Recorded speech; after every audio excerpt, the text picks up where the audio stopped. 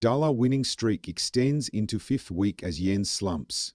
달러의 상승 행진이 5주째 지속되면서 엔화 가치가 급락하고 있습니다.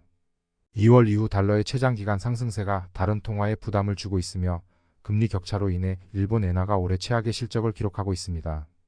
연준의 첫 금리 인하 시기가 여전히 불투명한 가운데 달러의 주요 지표가 5주 연속 강세를 보였습니다. 블룸버그 달러 현물 지수는 지난 5일 동안 0.1% 상승하며 2월 이후 주간 기준으로 가장 긴 상승세를 기록했습니다.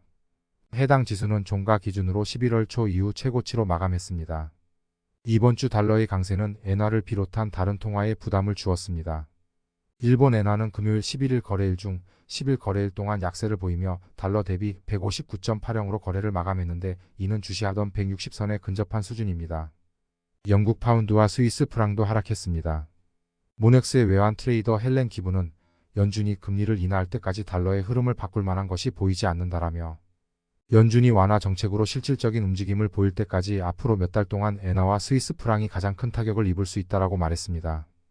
20년 만에 최고 수준에 도달한 미국 벤치마크 금리는 트레이더들이 연준이 방향을 전환할 준비가 되어 있다는 신호를 찾으면서 달러를 지지하고 있습니다. 벤치마크 금리는 대출, 채권, 그리고 다양한 금융상품의 이자율을 결정하는 데 기준이 되는 금리입니다.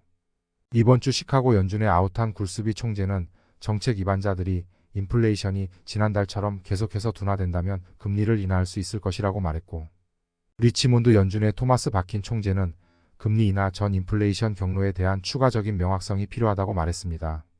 반면 다른 많은 중앙은행들은 미국과의 금리 격차가 자국 통화에 부담을 주고 있음에도 불구하고 경제적 압력에 굴복하기 시작하여 현지 대출 비용을 낮추고 있습니다. 달러의 지배력은 특히 일본에서 통화시장 전반에 걸쳐 혼란을 야기했는데 일본에서는 초저금리로 인해 올해 엔화 가치가 달러 대비 급락했습니다.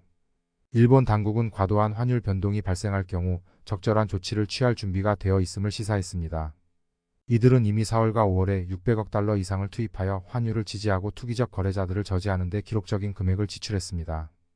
엔화에 대한 레버리지 펀드의 베팅은 4월에 미국과 일본의 금리 격차로 인해 사상 최고치를 기록했지만 이후 약세 베팅은 축소되었습니다. 스위스 프랑에 대한 이들의 베팅은 이번 달에 2021년 11월 이후 최고치에 도달했으며 이 통화는 올해 들어 지금까지 달러 대비 약 6% 하락했습니다. 스위스 당국이 목요일 연속 두 번째 회의에서 벤치마크 금리를 인하한 후 프랑화가 더욱 약화되었습니다.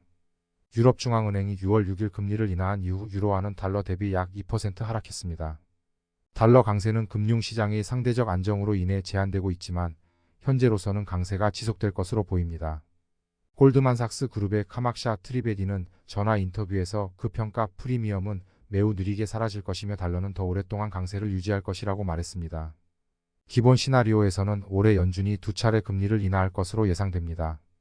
여전히 탄탄한 미국 성장 전망과 여전히 탄탄한 미국 자산 시장 전망이 있습니다. 연준의 전망은 여전히 유동적입니다. 반면 블룸버그 이코노믹스의 전망은 인플레이션 둔화와 실업률 상승으로 인해 9월과 12월에 각각 25bp씩 총 50bp의 금리 인하가 이루어질 것이라는 것입니다. 연준이 다른 중앙은행들의 기준점이 되는 상황에서 연준의 불확실성은 유로존, 일본부터 아르헨티나, 터키에 이르기까지 전 세계적인 예측에 영향을 미치고 있습니다.